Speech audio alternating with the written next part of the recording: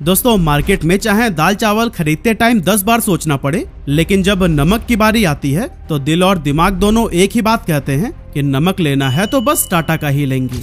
जी हाँ, वही टाटा सॉल्ट जिसे हम गर्व से कहते हैं देश का नमक। लेकिन इनकी जर्नी इतनी आसान नहीं थी। एक तरफ गांधी जी का डांडी मार्च, दूसरी तरफ ब्रिटिशर्स का सॉल्ट टैक्स और फिर आजादी के बाद की गरीबी में आयोडीन की कमी से ढेर सारी मौतें।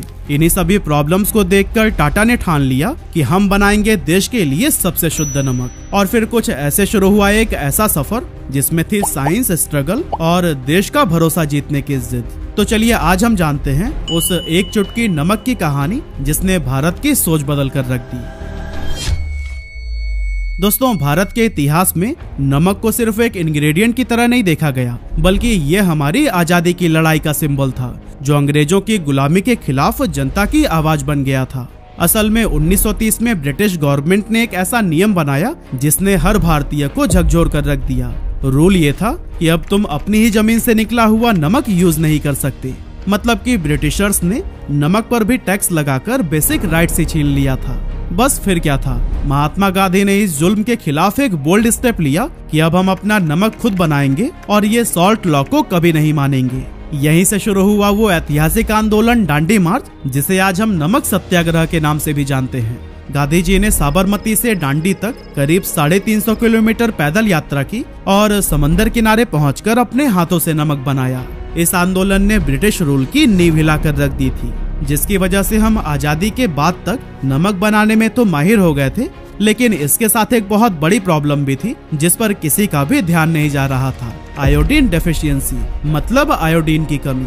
असल में समुद्र से निकाले गए नमक में बहुत कम मात्रा में आयोडीन होता था, जिससे बॉडी की जरूरतें पूरी नहीं हो पाती थी। साथ ही अक्सर लोग खुला हुआ नमक खरीद कर लाते थे जिसमें मिट्टी, कीड़े और फंगस तक लगे रहते थे, जिसकी वजह से 1980s के टाइम एक ऐसा साइलेंट क्राइसिस पूरे देश में फैल रहा था जो आने वाली पीढ़ियों के लिए बहुत बड़ा खतरा बन सकता था। असल में भारत की जनता, खासकर गांव वाले इलाके, आयोडीन डेफिशिएंसी से बुरी तरह से प्रभावित थे और ये कोई छोटी मोटी समस्या नहीं थी, बल्कि आयोडीन की कमी से थायराइड ग्लैंड पर असर पड़ता था, जिसके चलते बड़ी पॉपुलेशन में घेंघा जैसी बीमारी काफी तेजी से बढ़ने लगी थी।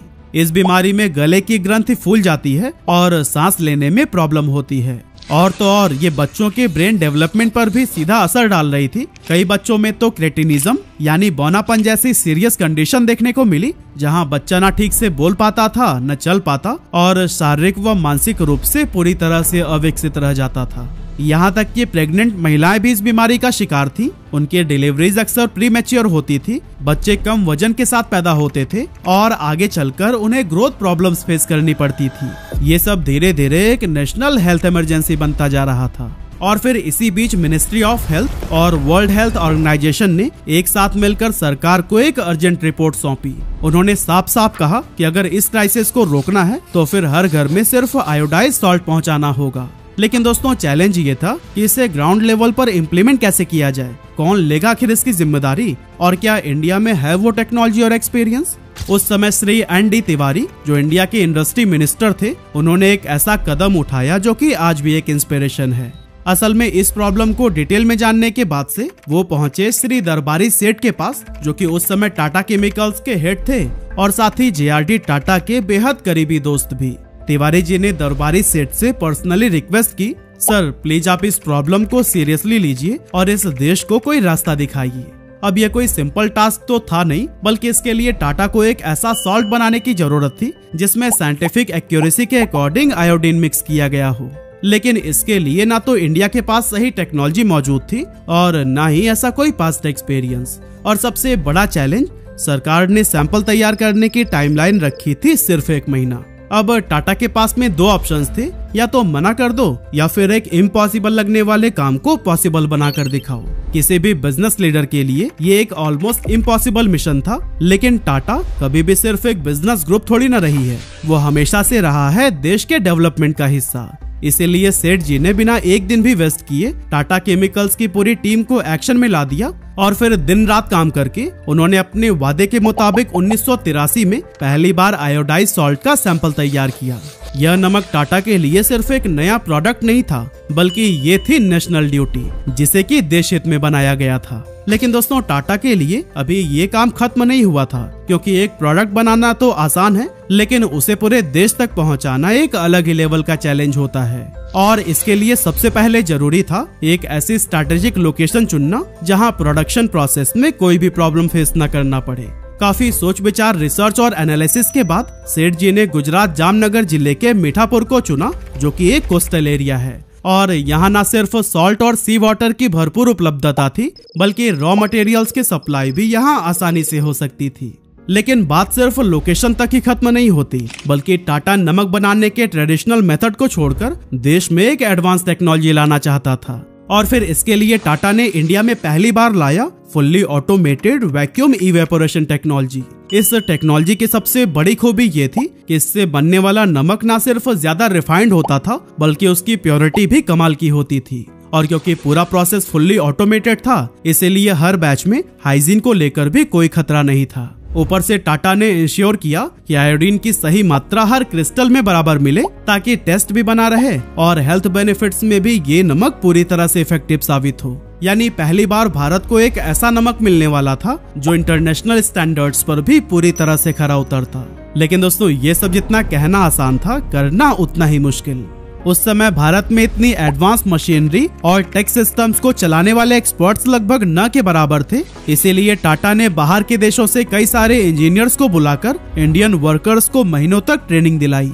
लेकिन फिर टेक्नोलॉजी और ट्रेनिंग के बाद सबसे बड़ा चैलेंज था आयोडीन की मात्रा परफेक्ट रखना, क्योंकि कम हुआ तो फायदा नहीं होगा और ज्यादा हुआ तो हेल्थ को नुकसान भी हो सकता है। इसीलिए टाटा ने हर एक बैच को साइंटिफिक तरीके से टेस्ट करना शुरू किया। बैच बाय बैच हर सैंपल को सावधानी से मेजर किया गया, ताकि हर बार एकदम एक्यूरेट रिजल्ट मिले। और दोस्तों, ये उस टाइम पर हो रहा था जब ज्यादातर कंपनीज R&D पर खर्च करने से बचती थी। लेकिन टाटा ने कहा ये खर्चा नहीं, देश पर इन्वेस्टमेंट है, और उन्होंने रिसर्च, टेक्नोलॉजी और हाइजीन पर खुलकर इन्वेस्टमेंट किया। इन सब कोशिशों और इनोवेशंस के बाद टाटा ने भारत का सबसे पहला आयोडाइज्ड और हाइजेनिक सॉल्ट लॉन्च किया, जिसका नाम रखा गया टाटा सॉल्ट।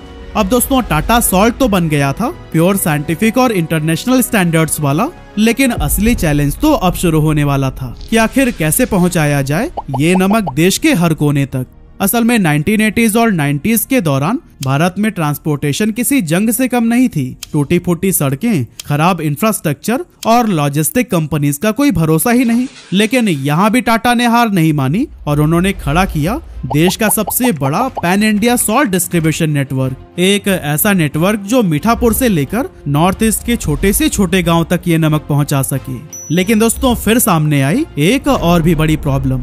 इंडिया जैसे ह्यूमिड देश में जब सॉल्ट खुला भेजा जाता था तो ट्रक या ट्रेन में नमक अक्सर गीला हो जाता, उसमें लम्स पड़ जाते थे और उसकी प्योरिटी पूरी तरह से खत्म हो जाती थी। और फिर इसी प्रॉब्लम को देखते हुए टाटा ने भारत में पहली बार 1 किलो का सील्ड पॉलीपैक पाउच वाला नमक बनाया, जिसका हर पैक मॉइस्चर प्रूफ और सील्ड था। और सबसे जरूरी बात, इस पर आयोडीन लेवल साफ साफ लिखा होता था। लेकिन दोस्तों, आश्चर्य की बात तो ये है कि टाटा ने इतनी मेहनत की, इतना इन्वेस्टमेंट किया, लेकिन फिर भी लोगों ने इस नमक को अपनाने से इनकार कर दिया। और इसके पीछे का रीजन पता है? प्राइस। असल में टाटा ने अपने नमक का प्राइस रखा था 2 रुपए प्रति किलो, लेकिन उस समय लोगों के लिए नमक का मतलब था सिर्फ और सिर्फ स्वाद, ना कोई हेल्थ और ना ही कोई साइंस। लोग कहते थे कि भाई मोहल्ले के नुक्कड़ पे तो 1 रुपए किलो में खुला नमक मिल जाता है, तो फिर टाटा का नमक क्यों लें? लेकिन दोस्तों, टाटा को पता था ये लड़ाई सिर्फ मार्केट शेयर की नहीं है, ये एक नेशनल हेल्थ क्राइसिस है। क्योंकि आयोडीन की कमी एक ऐसी स्लो पॉइजन थी जो कि आने वाली जनरेशंस की जिंदगियां बर्बाद कर सकती थी। इसीलिए उन्होंने लोगों को अवेयर करने के लिए एजुकेट करना शुरू किया। स्कूल में बच्चों को बताया गया कि दिमाग को शार्प रखने के लिए आयोडीन कितना जरूरी है। गांव में हेल्थ कैंप्स लगाए गए जहां नमक फ्री में बांटा गया। साथ ही डॉक्टर्स के साथ भी सेमिनार्स किए गए और आयोडीन से होने वाले हेल्थ बेनिफिट्स को हाईलाइट किया गया। इसके अलावा टाटा ने टीवी एड्स, रेडियो जिंगल्स और प्रिंट कैंपेन्स के थ्रू भी हर जगह एक ही मैसेज दिया कि नमक वही जो देश के लिए अच्छा। साथ ही एक इमोशनल कनेक्शन बनाने के लिए कंपनी ने देश का नमक जैसी नई टैगलाइन भी दी।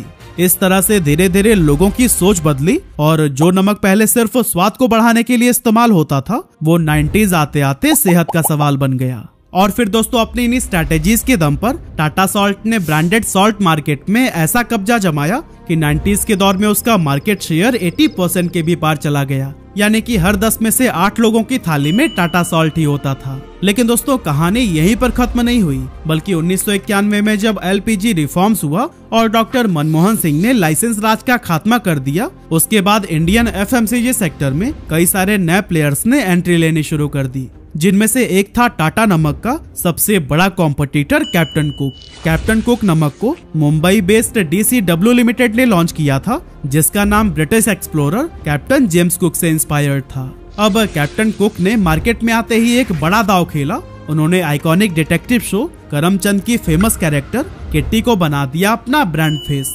टीवी पर जब किटी ने कॉन्फिडेंटली कहा कैप्टन कुक है वही जो आपके मनपसंद नमक में नहीं, इसमें है वही जो आपके मनपसंद नमक में नहीं। मैसेज साफ था कि जो नमक अब तक आपका मनपसंद था वो अब आउटडेटेड हो चुका है और नए मार्केट के लिए है कैप्टन कुक। कैप्टन कुक की सबसे बड़ी USP थी उसका फ्री फ्लोइंग फार्मूला, मतलब उसमें ना तो लम्स यानी कि गांठें बनती और ना ही वो चिपचिपा होता था। ऐसे में लोगों को लगा कि ये ज्यादा रिफाइंड और मॉडर्न प्रोडक्ट है, इसीलिए लोग टाटा को छोड़कर कैप्टन कुक पर मूव करने लगे। उस दौर में दूरदर्शन भारत की 70% आबादी तक पहुंच रखता था और कैप्टन कुक ने भी इस मौके को हाथ से नहीं जाने दिया। उन्होंने दूरदर्शन पर एग्रेसिव एड कैंपेन चलाया और जैसे ही ZTV लॉन्च हुआ वो वहां भी पहुंच गए।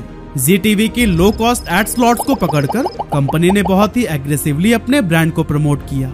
जहां टाटा सॉल्ट खुद को सिंपली आयोडाइज सॉल्ट कह रहा था, वहीं कैप्टन कुक ने कहा कि हम न सिर्फ सेहत बल्कि आपकी सहूलियत का भी ख्याल रखते हैं। इन सभी एफर्ट्स के बाद कैप्टन कुक की सेल बढ़ने लगी और शुरुआती दौर में तो कंपनी का दावा था कि हर साल ब्रांड 300% की स्पीड से ग्रो कर रहा था। इसके अलावा सिर्फ 4 सालों में ही ये 100 करोड़ रुपए का ब्रांड बन गया और दोस्तों इसे FMCG की दुनिया में एक ड्रीम डेब्यू माना गया था।